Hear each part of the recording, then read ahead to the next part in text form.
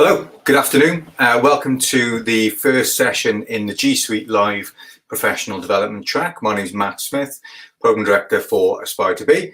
Thank you very much for joining this session, which is Introduction to Google Classroom. Throughout this session, we will be looking at a number of key features within Google Classroom.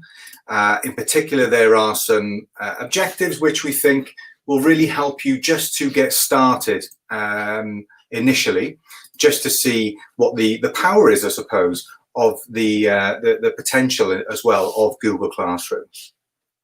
So in terms of what we're going to have a look at, we will have a look at how to understand the basic setup of your own Google Classroom. So if you're completely new to this, where do we start? So I'll take you through all of the different settings and things to think about when setting this up. We'll also learn how to begin using Google Classroom for blended learning. So I'm going to take you through some activities that you can pretty much run. And I've added some of those resources onto the actual resource site as well for you to take a look at.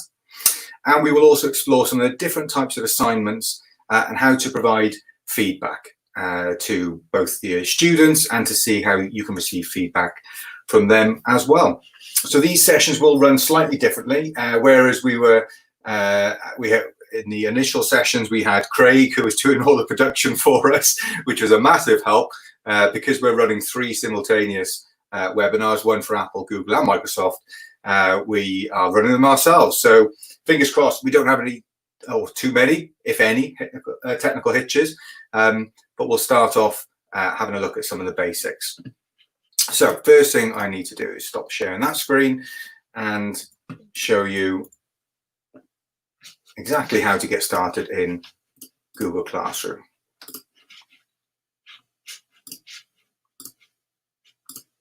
There we go. Brilliant.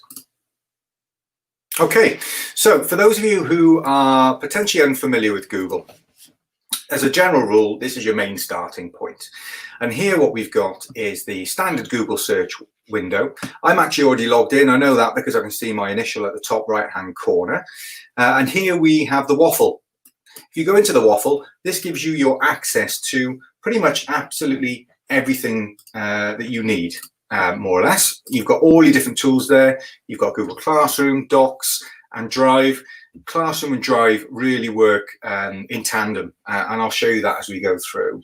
And you can access a lot of the different content that you've produced from either end. So again, I'll show you that as well. But to begin with, what we're going to have a look at is just the initial setup of a Google Classroom. So I'm going to navigate to that using the waffle here. You can actually just get there as well by typing classroom.google.com at the top. And you can see I've got a number of classes set up here. So let's talk about this page. This is your dashboard. Your dashboard pretty much contains all of your different Google classes. At the top left-hand corner, we've got the 3 lines, or everyone at Aspire to Be, we call this the burger. And if you open that up, you can see I can navigate to my classes. I can navigate to a calendar. Now that calendar will feature all of the different assignments that you post directly on an individual calendar, which is really handy.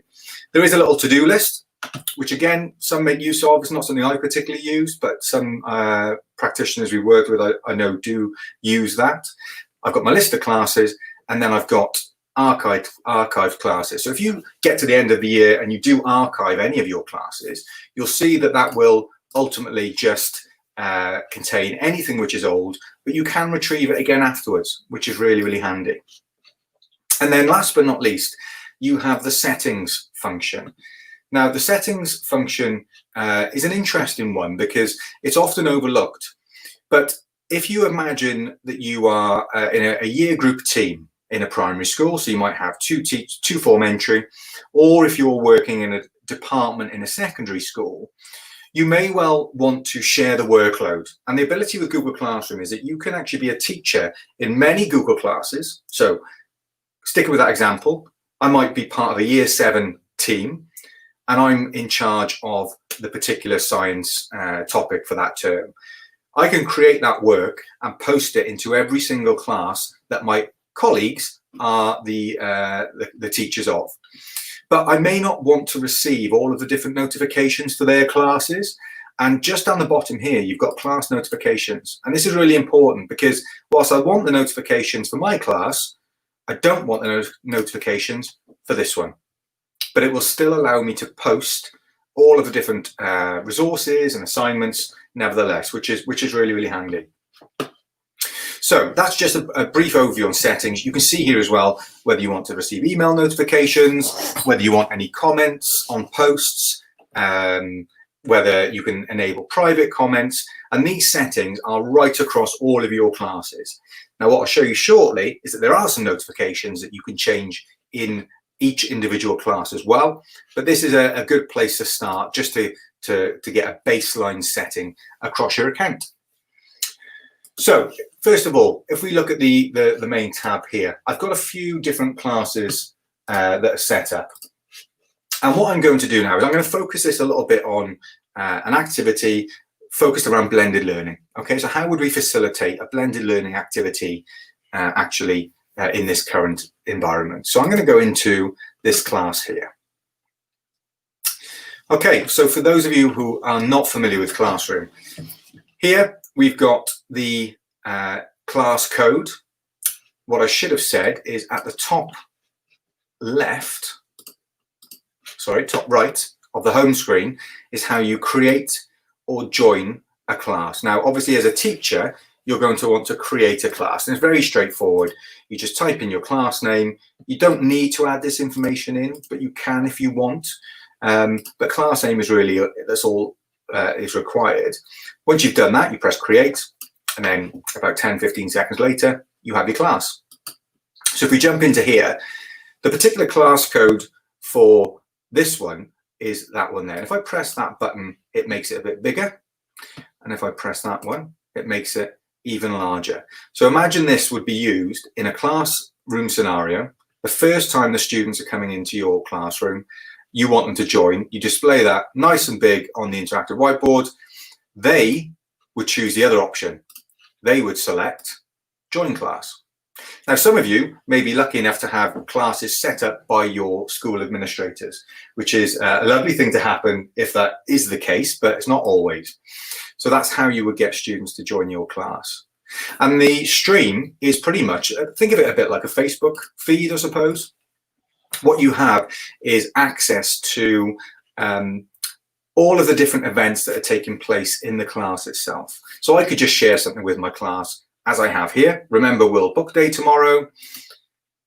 For this, I can choose which class it's for. And I can also choose, if I wanted to, the students themselves. So I've just made some temporary student accounts just to demonstrate here.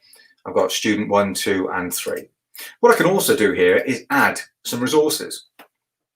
Now, you remember I said at the beginning, you can create links directly from Google Drive. Google Drive and Classroom work in harmony. They are fantastic. But you can also add web links. You can attach a file, which may be on your computer, and you can also embed YouTube videos. So that's really, really good.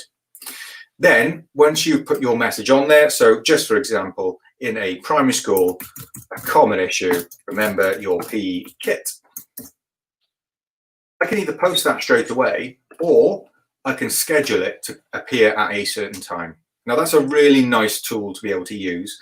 Or you might just want to get a bit ahead of the game, save that as a draft, and then you could use that and post it when you're ready to post it. And you can see here, it's up in my saved announcements.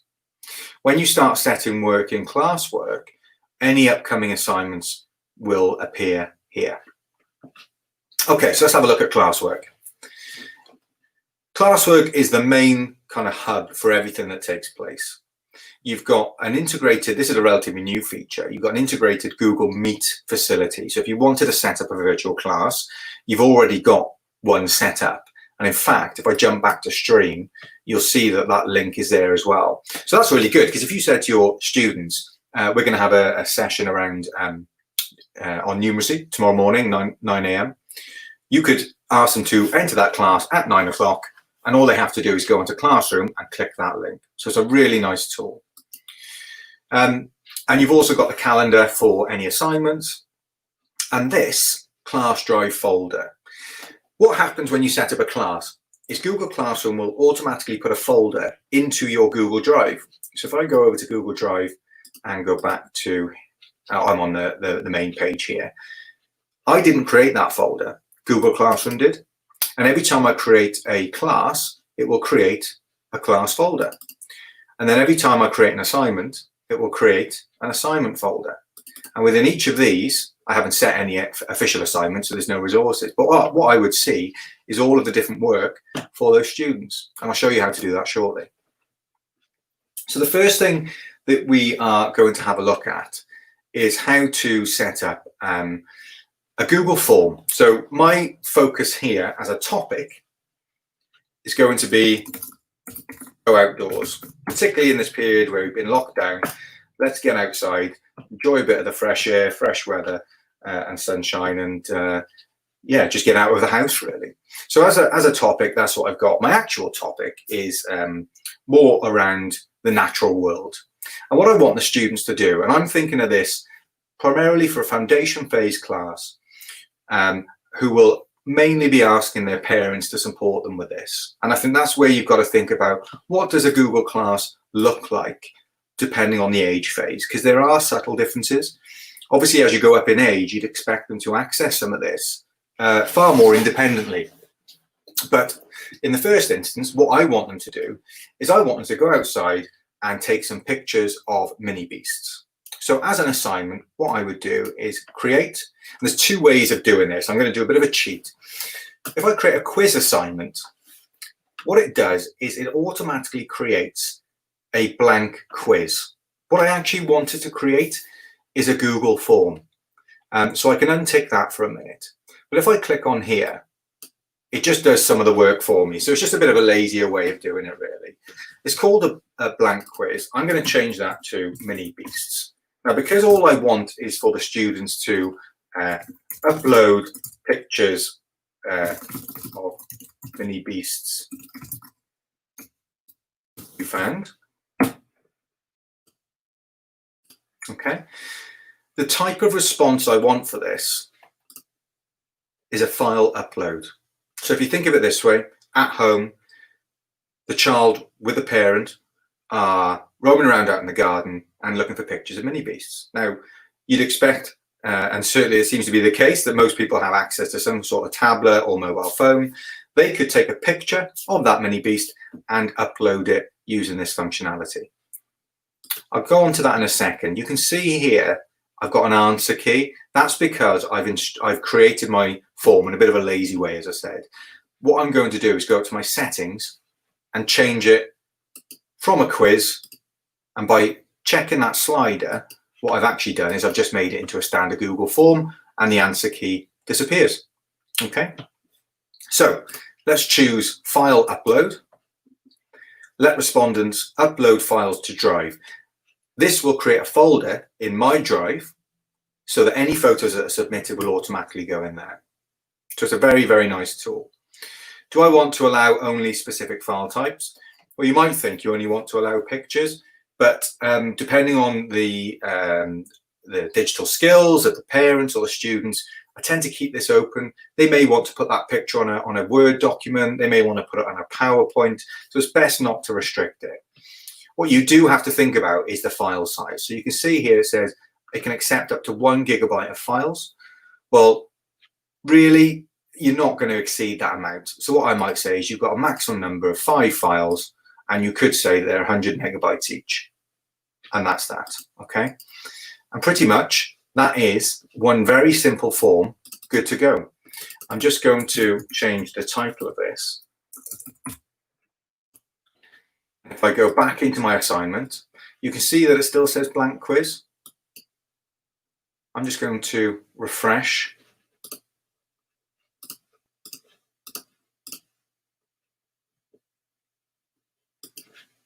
And because I didn't start the assignment, it's now removed it. That's not a problem. Let's try this. I can show you the other way of doing this as well. So if I create an assignment, I can now add from Google Drive a recent document, which is my mini beast form. And there you go. Okay, so the title is Mini Beast Hunt. take a picture of some creepy crawlies and upload. Do I want it on a specific date? Potentially. Let's put that down for the end of tomorrow. Topic is in Go Outdoors. Now, a rubric is basically a success criteria. Now, my suggestion is if you're just starting out with Google Classroom, this isn't necessarily something that you're going to want to work with. It's probably something which is your phase 2, your next steps, if you will. Initially, just get familiar with setting up a basic assignment with potentially a Google form. So once we've done this now, what we can do is choose who's it for. Yes, it's this class, but if I'm planning for my partner teacher's class, could I also add it there as well? Why not? Save on the work. That will then go to all students. Again, I've got a couple of options. Do I assign, do I save a draft, or do I discard that draft? It's up to you. I'm just going to assign it straight away. It takes a few seconds.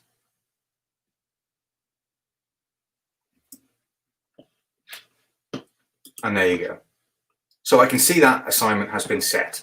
It's been assigned to 3 people, because if I go into the people box here, what I've got is my 3 students. And you will have either them already added for you. You can actually add students directly from here as well, simply by typing their email address. These are all different people I could invite from within this particular domain, and they could be added straight into my Google class. So that's a very basic way of having a look at a Google Forms assignment. There is that quiz element. Now, if you want to know more about how to make best use of Google Forms, I will be looking at this in the 3rd webinar of the day, which is all around creative writing, and we'll be experimenting with some forms in that, just to show you a little bit about what the potential is of that particular tool. So back onto here, what else can we create? So I'll come back to this one last, because that's the best tool to use. I can just add a question. It's a very simple question. This could be a philosophy question, for example. I have the same answers, same options at the bottom, where I can add from Google Drive and links, etc. I can create any of these from directly within this space, and I can choose what type of response I want. So this could be a nice little starter for the day. So again, in that blended learning situation, you may well ask the students to join that initial link, which we have here. And to begin with, you could just post a very simple question for them to complete here. Or you can also just add a material, and that is literally as it says. You get all the same options. So there is a bit of crossover with some of these. But again, it's trying to pick what it is you want to achieve in the short term and how best to start that off just initially. The final one that I wanted to show you is the assignment itself. Now, the way this differs is the functions that Google Classroom will give you in terms of marking. So if I was to set up an activity here, I'm going to call this, this is more of a, well, key stage 2 or 3, doesn't really matter, even higher. You'll get the idea with this as an activity. I'm just going to call this flowering plants. Okay. Typing is terrible today. I've then got some instructions that I can add into here, which I've already pre-typed. So I want them to capture images of different types of flowers, add them to Google Photos or Google Drive, and then I want them to complete a presentation on parts of the plant. Now, the best suggestion I can give you for this, and with any use of technology, is that you've got to give an example for the students of what a good one looks like, for those of you that still use that term. So if I go into Google Drive, I have 2 things. First up, I go into, there you can see, sorry, just diverting slightly, That's the folder that's been created for the Google form where I've asked for images to be uploaded. So that's really, really handy. In here, going back to this example, I've got two documents. I've got flowering plant example and I've got flowering plant template. I want them to see this because it's an example of what they need to create. And that example, just very quickly to show you, I'll go back here, is just that, what a good one looks like. So this is a Google Slides presentation. I've pinched this template from a website called Slides Mania, which is fantastic. And then I just added my own images in. Okay, so this is what I want them to do. Bit of a fact file on one of the plants they've taken a picture of, label the plant, and then submit it afterwards. So that's what I'm after, and I would expect them to repeat some of those steps a couple of times. If I go back into the assignment, what do I want them to do with that document in particular, the example? Well, I've got three options. Do I want them to view the file? Yes, absolutely. Do I want them to edit that file? No, because that's just the good example of what they should be doing. Do I want them to make a copy for each student? Well, again, I don't really need them to do that, because the beauty of having it online in the cloud is that they can all just view the same file. So that's what I'm going to do.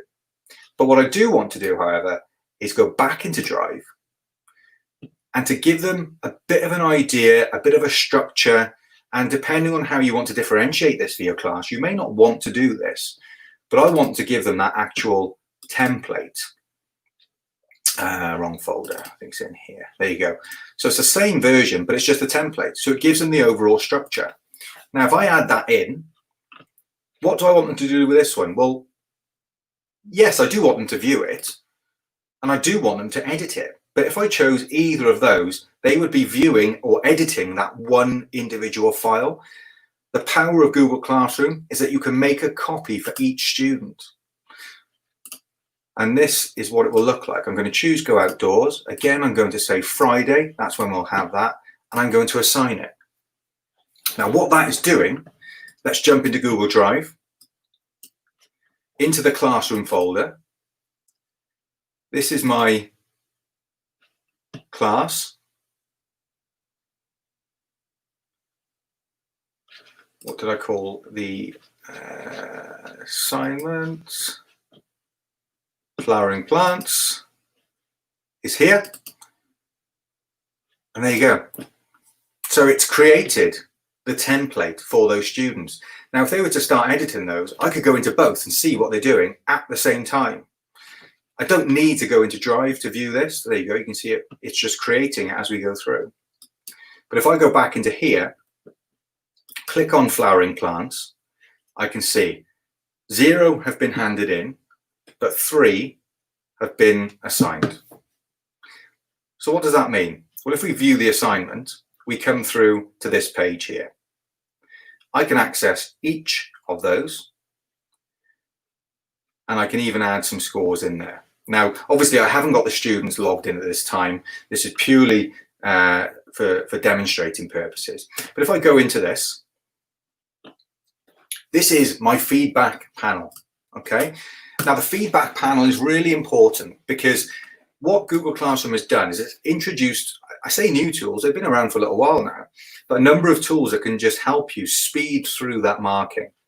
So, for example, let's imagine that the child has actually completed this, or student, depending obviously how old you're going, but they've completed that as an activity. What I can do is I may want to make a comment on something they've put on there. So I can highlight that text and add a comment. Great work. Now, obviously, I try to do better feedback than that.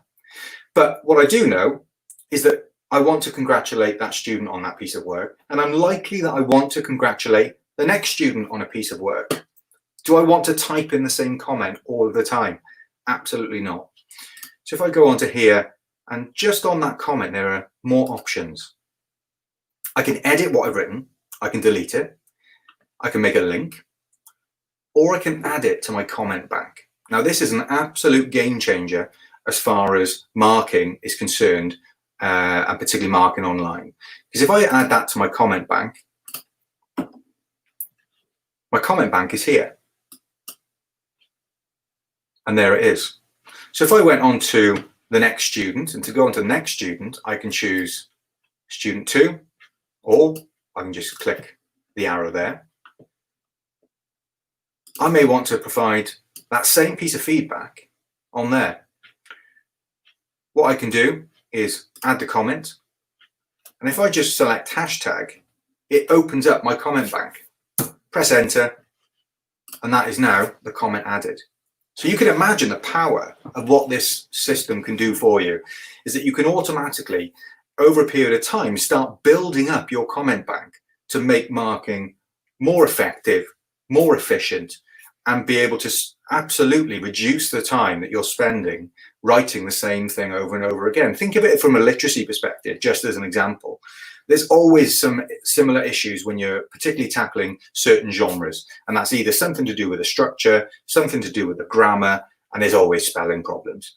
Well, if they are happening to one student, the likelihood is they'll be happening to others. So once you've written it once, you don't need to write it anymore. It's an absolute game changer. So here I have that comment that's been added on. Now, normally the process would be the student would complete the work and submit. Because they haven't submitted anything, I'm unable to return it back to them, because obviously these are fictitious students. But all I would do when I finished is either return them individually, or that drop-down box gives me an option to return all at the same time. Once I've finished, I can just go back, and I'm back in the assignment, and this would change to returned as well. It would give me an extra option there. You don't have to add points onto your assignments. It's completely up to you how to do it. In fact, it's got 100 points there. You can always edit, and you can change lots of things in here. I can change it to unmarked and just press save and update that. I don't need to assign points at all. You can also give general class comments. Perhaps you've got an extra supporting material, or you found out that one student has found something which is quite tricky, and they now need to update it. You need to update them rather with some information to support them and help. That's where you would go to do that. So in terms of how to get started with Google Classroom, that's pretty much it. You've got your stream, which is your overall view of what's taken place. Like I say, like that bit like that Facebook feed. You've then got classwork, which is the real powerhouse of Google Classroom. That's where you're setting your activities. That's where you're gathering information, organizing it for ease of use for the students and ease of access. Eventually, depending on how you use this, and this tends to be more, I'd suggest, from definitely Key Stage 2 upwards, but you might want to start dabbling with this maybe for something like spellings in the lower age phases. You could start adding official scores on here. But the main thing to remember is that the two assignments to get started with, one where you're able to create, just like this example, using a template. You're giving the students their own version of the template, and Google Classroom is doing all the work for you. Or like this one, you're integrating with a Google form as part of a little quiz. And those two activities are just very, very quick examples of how, from a blended learning approach, you could begin to facilitate learning both in and out of school without having to worry too much at all with regards to technical issues, because most of all of the things you're using there are really captured within that one space. Now, we have tons more on this, and to go through Google Classroom in depth, we can spend half a day on quite easily. We do have further support on this, a course created by one of our learning technologists, Nick Evans. He's created an Introduction to Google Classroom course, which I believe at the moment is the most popular course on the AspireEd platform. So do go and have a look at that. Everyone who's attended today, you're able to get the additional discount off that course if you're looking at as an individual. But for me, that's pretty much it for this session. I don't believe any questions have been asked at the moment, but if there are any questions, feel free to add them back into the session a bit later on. So what's going to happen now is the next one is with Ryan Evans. He's going to be looking at building a resource hub with G Suite. So head over to the link there to get that. Then later on, what we've also got is the Digital Empowerment main event will be continuing on the same link that you had earlier on. Okay, so you've got the two, but I'll just leave this one up for a few seconds to see if there's any comments that come in or any questions. But next up will be Ryan Evans building a resource hub with G Suite at that link. Thank you very much indeed for tuning in. I hope you found that session useful. These are all going to be recorded and live on the Aspire to Be YouTube channel. And feel free to get in touch with us at any time for any support. Thanks very much.